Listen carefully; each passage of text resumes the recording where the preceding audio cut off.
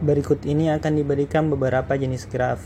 Yang pertama, ada graf lengkap dengan n titik, dilambangkan dengan K kapital indeks n, merupakan graf sederhana dengan n titik, di mana setiap dua titik berhubungan langsung.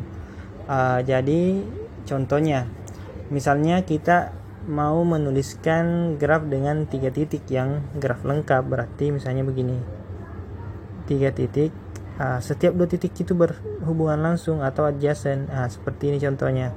Jadi ini adalah K3. Contoh lainnya, misalnya kalau 5 titik atau 4 titik saja dulu, 4 titik seperti ini, setiap 2 titiknya berhubungan langsung. Seperti ini K4. Seperti itu yang dimaksud dengan graf lengkap atau graf komplit biasanya. Selanjutnya kita coba untuk yang kedua, graf kosong atau graf nol.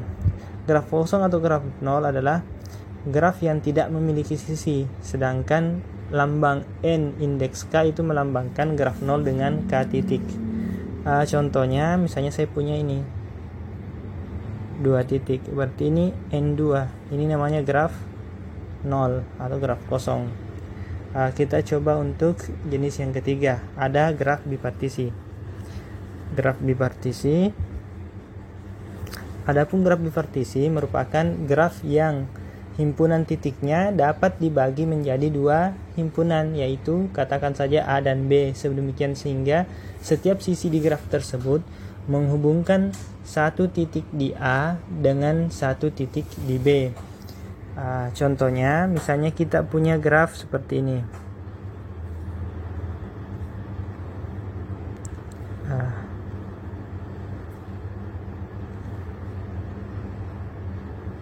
Seperti ini.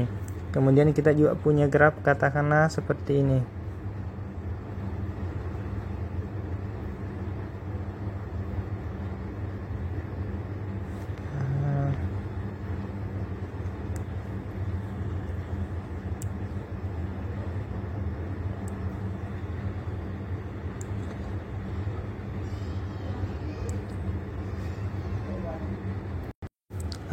Kita bisa lihat untuk contoh yang G ini jelas merupakan graf bipartisi. Mengapa? Titik-titiknya saya bisa kelompokkan menjadi 2 bagian, yaitu saya bisa ambil yang di atas sebagai kelompok A, yang di bawah ini sebagai kelompok B. Jadi ini kelompok A, ini kelompok B, sehingga kita katakan dia graf bipartisi.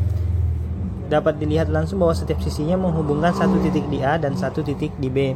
Kemudian berarti ini bipartisi. Kemudian yang ini, yang H, kita bisa lihat kalau saya ambil kelompok pertama adalah ini yang di bawah, kelompok 2 adalah yang ini, maka gagal karena ada sisi ini.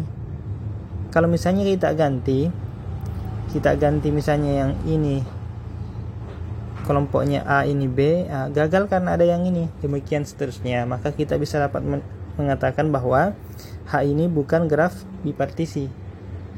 Selanjutnya G1 ini bipartisi juga, sama alasannya dengan yang G, ini bipartisi. Dapat kita lihat bahwa bipartisi itu memungkinkan adanya sisi rangkap. Bisa dilihat dari definisinya, tidak ada yang mensyaratkan bahwa dia tidak boleh memiliki sisi rangkap. Selanjutnya jenis yang keempat, ada di sini jenis graf bipartisi lengkap ini. Graf bipartisi lengkap di sini adalah graf sederhana dan bipartisi, katakanlah A dan B sebagai partisinya, sehingga setiap titik di A adjacent dengan setiap titik di B, dilambangkan dengan Km, N. Ini Km, N dengan M itu banyaknya anggota A, N itu banyaknya anggota himpunan B. Contohnya kita bisa lihat dari gambar yang tadi. Ini G1 merupakan contohnya. Mengapa? Saya bisa kelompokkan ini menjadi kelompok A, ini menjadi kelompok B, dan setiap titik di A itu dihubungkan oleh satu titik di B, dan semuanya saling berhubungan. Katakanlah titik yang ini berhubungan dengan 3 titik yang ada di B. Ini A misalnya, katakan ini A, ini B, berhubungan ini berhubungan dengan 3 itu. Demikian halnya dengan titik yang di sini, seperti itu juga sifatnya. Jadi yang penting dia setiap titik di A itu berhubungan dengan setiap titik di B, dan dia harus graf sederhana, maka tentu tidak boleh ada